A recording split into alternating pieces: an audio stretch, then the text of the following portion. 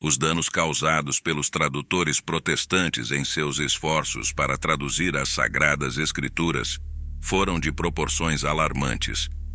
A falta de competência, frequentemente acompanhada de má intenção, promoveu prejuízos incalculáveis para a transmissão dos ensinamentos de Jesus Cristo, desempenhando um papel determinante na dispersão do rebanho de Cristo.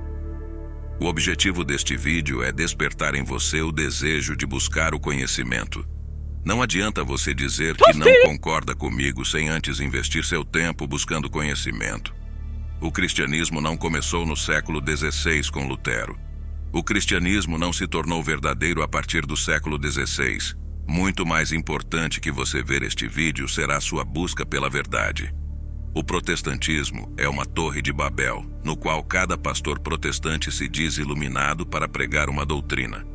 O protestantismo é tão incoerente que eles discordam até mesmo dos seus pais fundadores. Um exemplo de que falo é que algumas igrejas protestantes batizam crianças e dizem que o batismo infantil é fundamentado na Bíblia, enquanto outras igrejas protestantes afirmam que batismo infantil é antibíblico. O batismo infantil é aceito pelos protestantes luteranos, anglicanos, presbiterianos, metodistas, porém, rejeitado por outros protestantes como Silas Malafaia e por tantas outras seitas protestantes. O pior de tudo é que todos os protestantes que batizam crianças dizem ter argumentos bíblicos e inspiração do Espírito Santo, e todos os protestantes que não batizam crianças dizem ter argumentos bíblicos e inspiração do Espírito Santo, e para piorar eles utilizam a mesma Bíblia. Eles vivem da interpretação pessoal e dizem que são os escolhidos de Deus para propagar o Evangelho. Mas na verdade eles pregam o Evangelho deles e não o de Cristo. Gálatas 1:8. Mas ainda que alguém, nós ou um anjo baixado do céu, vos anunciasse um evangelho diferente do que vos temos anunciado, que ele seja anátema. Essa introdução já deixou bem claro que eles vivem numa torre de Babel e não se entendem entre eles, inclusive, discordam até mesmo de Lutero, Calvino e Zwinglio, que foram os primeiros fundadores protestantes. O fundamento dessa bagunça doutrinal é a interpretação pessoal e suas bíblias falsificadas.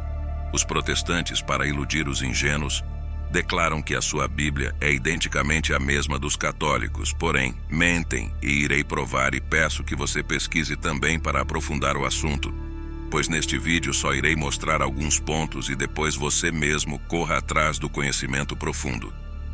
Examinando, entretanto, algumas de suas traduções protestantes, notamos que lhes faltam os seguintes livros. Primeiro livro dos Macabeus. Segundo livro dos Macabeus, o livro de Tobias, o livro de Judite, o livro da Sabedoria, o livro eclesiástico e o livro de Baruque. Portanto, faltam 7 livros inteiros na Bíblia protestante. E tem mais ainda. Além disso, estão ali incompletos 2 outros livros. O de Esther, que deve ter 16 capítulos e não somente 10, e o de Daniel, que deve ter 14 capítulos e não só 12.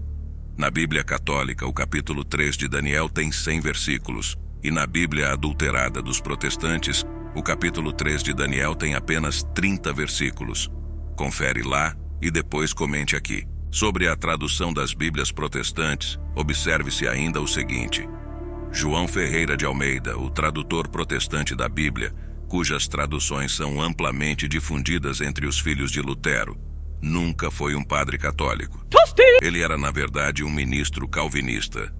A designação de padre, que ainda é encontrada na capa de suas Bíblias, é puramente mantida pelos protestantes como uma maneira conveniente de destacar as discrepâncias e erros que esta tradução pode introduzir nas mentes desprevenidas. João Ferreira Anes da Almeida abandonou o catolicismo romano aos 14 anos e nunca mais voltou. A questão é que o termo padre é oriundo do latim e é uma forma de tratamento que recebe o presbítero da Igreja Católica, da Igreja Ortodoxa e algumas correntes protestantes, sabia? Como a Igreja Anglicana e as congregações de língua portuguesa da Igreja Reformada Holandesa. Igreja essa que João Ferreira de Almeida era membro desde os seus 14 anos de idade. Ou seja, João Ferreira de Almeida jamais foi um padre no sentido católico romano.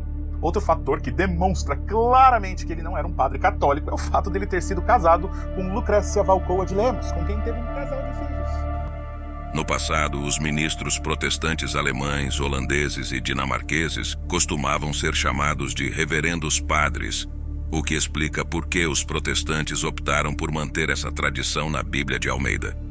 No entanto, eles não mantiveram a fidelidade da primeira tradução de Almeida, que incluía todos os livros protocanônicos mencionados acima, que hoje nossos modernos hereges rasgaram, porque deixaram de ser verdadeiros, isto é, vão contra os erros que ele propagam. Ensinam a existência do purgatório, o sacrifício pelos mortos, etc. Não se deve confundir as traduções protestantes com a de Antônio Pereira de Figueiredo. Este é padre. Sua tradução primitiva foi boa, mas suas anotações que os protestantes tiraram eram em grande parte eivadas de influências realistas, etc. E foi necessário serem condenadas pela Igreja que, AOS 26 de janeiro de 1795, colocou-as no Index. É bom notar que Figueiredo também não rejeitou os 7 livros que hoje as Bíblias protestantes que lhe traduzem o nome recusam. Apocalipse 22, 18, 19. Eu declaro a todos aqueles que ouvirem as palavras da profecia deste livro: se alguém lhes ajuntar alguma coisa, Deus ajuntará sobre ele as pragas descritas neste livro. E se alguém dele tirar qualquer coisa, Deus lhe tirará sua parte da árvore da vida e da cidade santa, descritas neste livro. Viva Cristo Rei e sua Mãe Maria Santíssima.